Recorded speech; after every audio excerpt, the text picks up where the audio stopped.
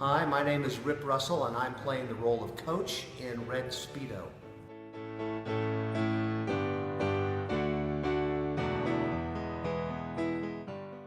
So it's a little bit scary when you play a classic character because it could be hit or miss in the audience's mind or your mind.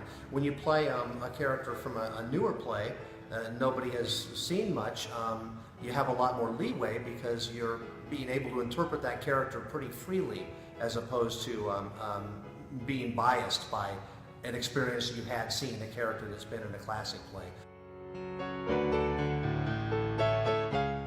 I wanted to play sports. Back in junior high, I was a punter. I wanted to be a punter. I used to practice in my front yard into the neighbor's yard. But I couldn't. I had a heart murmur, and this was back in the mid-'70s, and so they just barred you from sports. And so I turned to music and theater, which my older brothers had been involved in.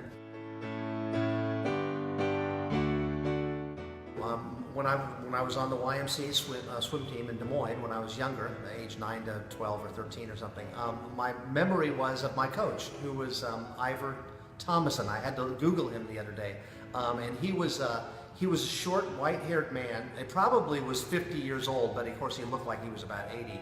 And I just remember I liked him a lot. He was very encouraging and a really good coach, but he was always dressed all in white with white hair, and he was a short man, and that was a vivid memory I have of him just strolling this, the side of the pool when we were going up and down the lanes, and it's a great, comforting memory, but it was so long ago, 50 years ago now, almost.